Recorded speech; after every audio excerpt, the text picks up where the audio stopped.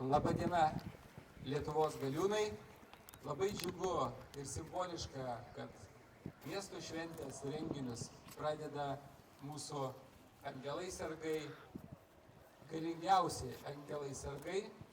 Ir džiugu matyti visos Lietuvos policijos galiūnų atstovus.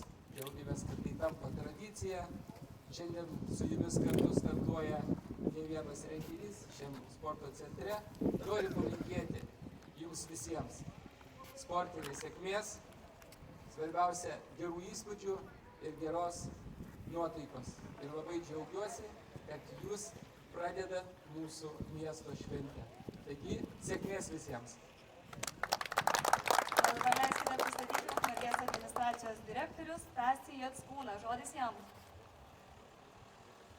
Prisijungiu labadiena, dar kartą prisijungiu prie bendro sveikinimo žodžių. Labai malonu matyti tiek stiprių vyrų, o svarbiausia turbūt nuo starto, o mes ukmergiškiai miesto šventės išvakarėse, tai yra turbūt visada saugus esam, kadangi susirinkti visi ukmergiškiai. Gerų rezultatų, sėkmingo starto. Ypač saviem ukmergiškiams. Dėkojame. Dabar sporto centro direktorius Vytautas Tutlys pristatys šios dienos sportinių šventinių renginių reglamentą. Prašom. Labadiena. Pratęsdamas mūsų rajono vadovo palinkėjimus, aš taip pat sveikinu visus atvykusius į Ukmergę ir tariame nuoširdžiausią padėkos žodžius už jūsų atvykimą, kadangi šios varžybos iš tikrųjų tos varžybos, kur papuošė miesto šventę. Paplokime! Šiandieną, pirmąją šventės dieną, iš tikrųjų šiame stadione vis 4 renginiai. Matote, bėgioja merginų futbolo komandos, kur įvyks Lietuvos merginų jaunių amžiaus finalinės varžybos. Juose dalyvauja 6 komandos, tai vienos stipriausios Lietuvoje. Taip pat šiandieną jau nuo pačio ankstaus ryto rungtyniauja neįgalieji.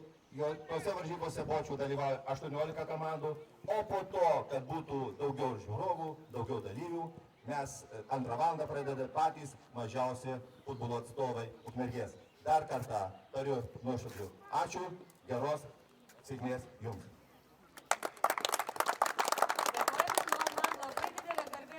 Pristatyti Ukmergės miesto stadione susirinkusius stipriausius šalies pareigūnus, o jų šiandien yra netgi 18.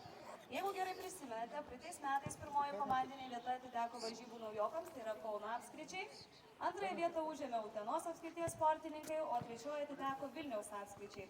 Na, o asmeninėse rungtyse geriausiai sekėsi Viliui Petrauskui, mūsų ilgamečiai šių varžybų dalyviui. Tai va, antroji vieta atiteko Vitalijui Repcevui iš Kauno, o trečioji vieta Nerijui Butėnui iš Ukmergės. Tai va, na, o kaip šiais metais seksis dalyviams, mes artimiausiu metu ir pamatysim. Leiskite trumpai pristatyti šios dienos rungtynių varžybų rungtis ir jos nesikeičia. Yra kelios tik naujos, apie kurias plačiau pakomentuosiu varžybų metu. Varžybų rungtis tai yra lagaminų nešimas po 100 kg, tai yra nešite 40 metrų distancijoje. Varžybų dalyvis kuo greičiau turi veikti nustatytą atstumą. Neįveikus visos distancijos išmatuojamas nuneštas lagamino atstumas ir sugaištas laikas.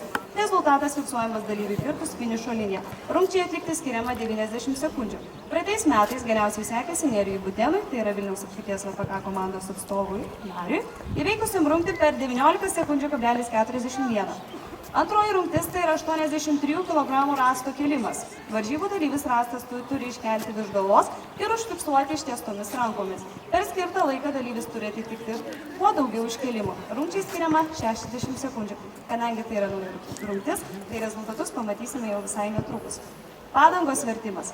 Dalyvis per duodamą laiką turi kuo daugiau kartų apversti padangą.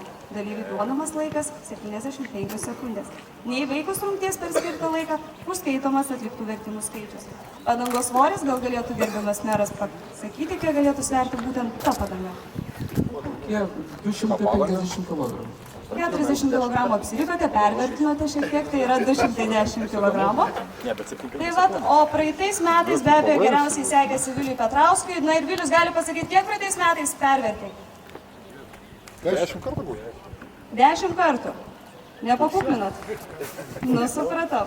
Tai va, ketvirtoji rungtis tai vėlgi yra nauja, tai yra našas žymas, varžybų dalyvis turi, vėlgi paklausiu klausimą, nu dabar administracijos direktoriaus, kiek gali sverti našiai? Kiekvienas ar atskirai? Abudu. Tai yra 250 kg sveriančius našius užsidėjęs ant pečių, dalyvis turi kuo greičiau veikti 25 m atstumą. Rungčiai skiriama 90 sekundžių. Na ir mikroautobusas. Jame bus 4 žmonės, jo svoris yra 2000 kg, traukiamas 20 m distancijoje, atsisėdus ant padangos. Varžybų dalyvis turi kuo greičiau rankomis atitraukti mikroautobusą per nustatytą atstumą. Neįveikus visos distancijos išmatuojamas automobilio nutraukimo atstumas. Praeitais metais geriausiai sekėsi Vitalijui Repčevui, tai yra antrosios vietos nugalėtojas asmeninėje rungtyje iš Kauno. Jis užduotį įveikė per 16,55 sekundės. Ar šiais metais bus pagerinti varžybų rezultatai, vėlgi pamatysime visai netrukus. Kągi vyrai, norėčiau jums šios dienos gražios šventės, jūsų šventės progą palinkėti didžiausios sėkmės, nes mano nuomonė, tai stiprus pareigūnas yra geras pareigūnas. Tai va, galima skelbti, kad oficialioji dalis jau praktiškai baigta ir paskelbti varžybų pradžią. Tačiau prieš tai leiskite pristatyti mūsų vyriausiosius teisėjus, kurie dabar jau pamojuos rankite ir šalia manęs yra Linas Švambarys, tai yra Vilniaus apskrities vyriausiojo policijos komisariato, personalo skyriaus procesinio ugdymo poskyrio viršininkas ir kitas vyriausiasis teisėjas, vyriausiasis specialistas Gintaras Valancevičius. Gal jūs norėtumėte trumpai pakomentuoti? Ačiū žaliai komentatoriai, mūsų vedėjai šios dienos. Taip, gerbimi dalyviai, šiandien pradėsim pirmą lagaminų nešimo rungtį. Startuoja pirmas Vaidotas Žylius, Utenos apskrities VPK ir ruošiasi Arūnas Juška, Panevėžio apskrities VPK. Visi kiti jau savo ryškumą žinot, pasakysiu jau prie starto linijos. Na ir manau 5 minutės apšilimui ir pradedam varžybą. Dėkui. Ačiū vyrai, ruošiatės, pradžią iš